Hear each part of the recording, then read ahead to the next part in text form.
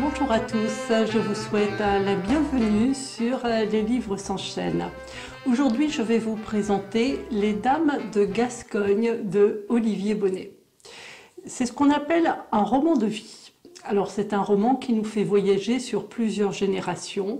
L'action se déroule au début de l'histoire, au début du 19e siècle, et elle va se dérouler tout au cours du siècle. Et on est situé dans un bon quart sud-est du pays. On va voyager entre la Teste de Buch, Bordeaux, Périgueux. Alors on va suivre au départ plusieurs familles. Ce sont des gens qui habitent à la Teste, qui sont d'origine assez pauvre. Nous avons Antoine qui est fils d'un pêcheur. Nous avons Arnaud qui est le fils du maire, mais qui se met bien à la portée de tout le monde. Et nous avons Marie, une petite fille qui a été abandonnée, qui a été recueillie. Et ces enfants vont évoluer au cours de l'histoire, ils vont vivre ensemble. Et grâce au goût pour les études, ils vont parvenir à s'élever un tout petit peu socialement, un tout petit peu pour Marie, parce qu'au lieu d'être ouvrière en usine pour mettre les sardines en boîte, elle va réussir à être aux écritures, à être au secrétariat. Et les deux garçons, eux, ils vont partir à Bordeaux pour poursuivre des études, l'un des études de médecine et l'autre des études de droit. Et là, ils vont s'apercevoir qu'en fait, leur région, là, la Teste, qui n'est pas du tout touristique. Nous, c'est une région qu'on connaît maintenant avec la dune du Pilat, avec tout l'apport de touristes, avec toutes les infrastructures qui permettent aux gens de pouvoir aller en vacances là-bas.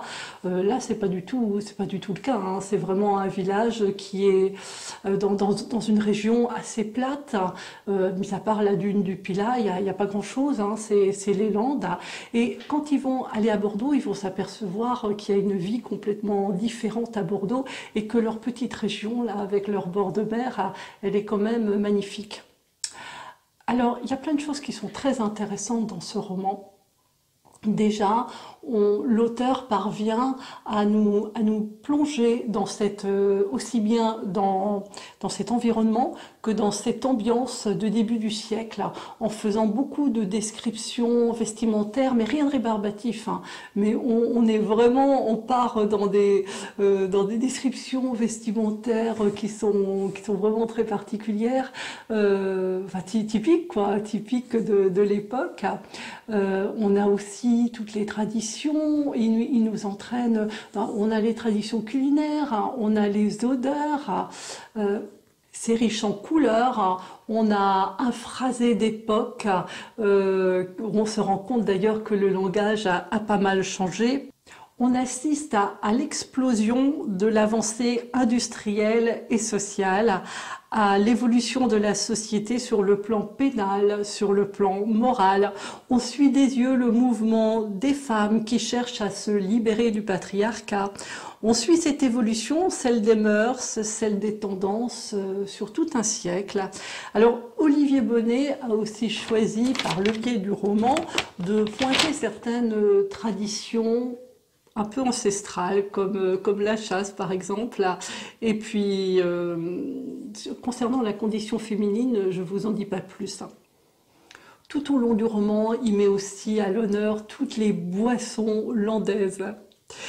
Ça m'a fait penser, ce roman, pour ceux qui se rappellent de cette histoire, des gens de Mogador, avec vraiment une histoire de vie qui est très agréable à lire, qui est très agréable à suivre et qui nous emporte sur plusieurs générations dans une région bien donnée. Alors, je ne peux que vous conseiller de vous procurer Les Dames de Gascogne de Olivier Bonnet et on attend la suite avec impatience parce que je sais qu'il y a plusieurs opus. Je vous remercie d'être passé sur Les Livres s'enchaînent. Je vous souhaite à tous une bonne lecture et je vous souhaite à tous plein de bonnes lectures et plein de bonnes choses. Pensez aussi à vous abonner si ce n'est pas fait.